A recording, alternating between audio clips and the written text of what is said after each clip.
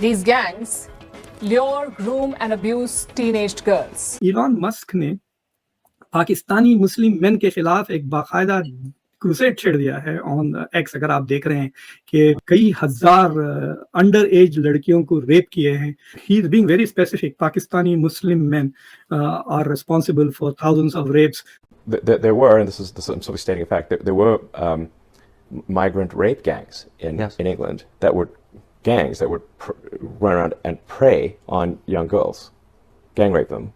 The child rape scandal dominating UK politics after Elon Musk criticism. अफसोस के साथ, दुख के साथ कहूंगा, मैं I am a Pakistani American. गैर मुल्कों में बसने वाले पाकिस्तानियों के रवैये और एक्शंस बिला वास्ता तौर पर मुल्क की साख को मुतासिर कर रहे होते हैं। पाकिस्तानी शहरियों का चोरी, धोखाधड़ी, भीख मांगने, जिस्म फरोशी और मनशियात में मुलव्विस होने का तनासुब दूसरे ममालिक से कहीं ज्यादा है। अशराफिया से लेके आवाम तक मैंने इतने गए गुजरे लोग मिले।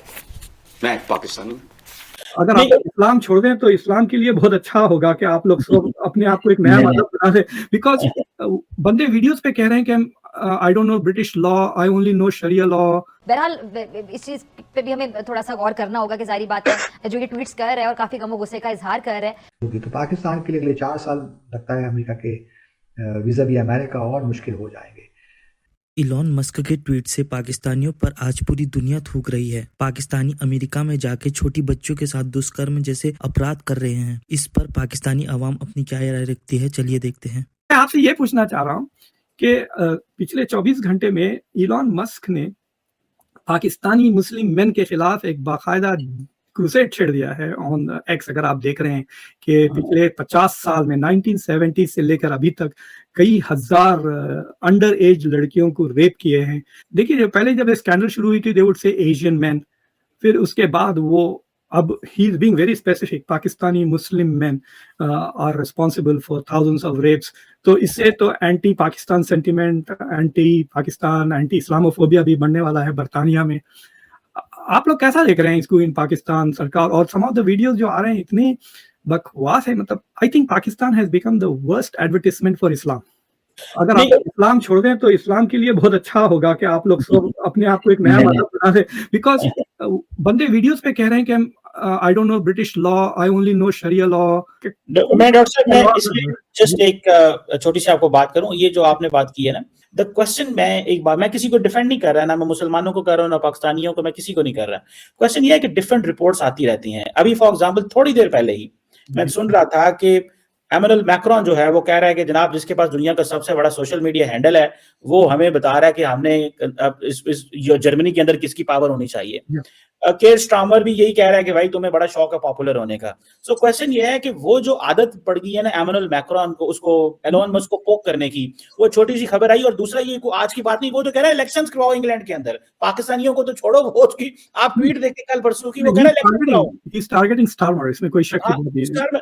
जर्मनी में वो उनको टारगेट कर रहा है, तो वो तो बेसिकली ही इज अनलीश्ड। मुझे तो उसकी कोई समझ नहीं आ रही। मैं इस पे थोड़ा सा कमेंट कर दूं डॉक्टर साहब। इंतहाई शर्मिंदगी।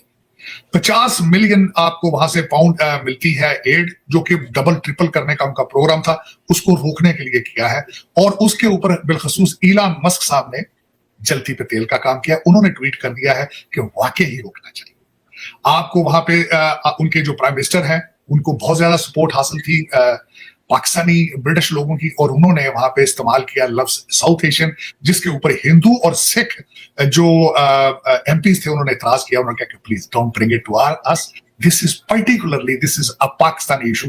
उसकी सपोर्ट में बताना ये चाहूंगा, वहां पे एक बंदे का नाम इस वक्त सर्कल कर रहा है, सुहेल अय्याज उसका नाम है।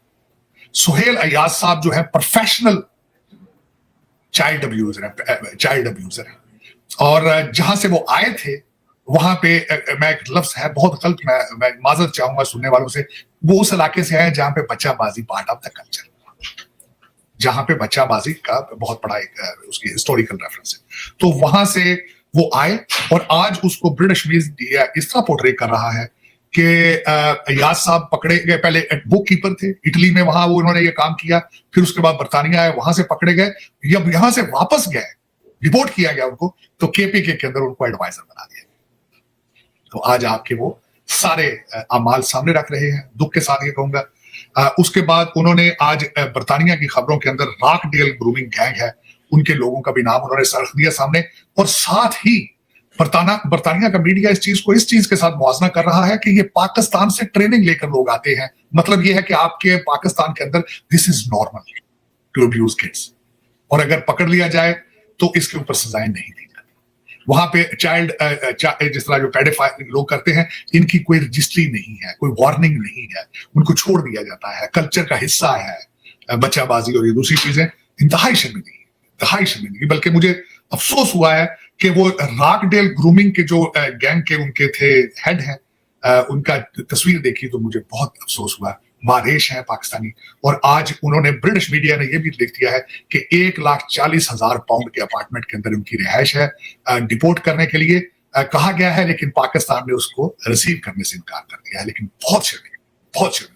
आपको चीमा साहब पता होना चाहिए कि वेस्टर्न कल्चर के अंदर चाइल्ड सेक्स जो है, इसको पोर्नोग्राफी या चाहे करना, इसको बहुत गंदी नजर से देखा जाता है, बहुत गंदी नजर से। आप पाकिस्तान में तो शायद जिस तरह वेस्टर्न मीडिया आज पोर्ट्रे कर रहा है कि आपके कल्चर का हिस्सा है, आपको you just push under the rug, वो सारा कुछ चीजें सारी चीजें वो खोल के सामने रख रहे हैं, जो कि इंतहाई डैमेजिंग है for the repute of Pakistan.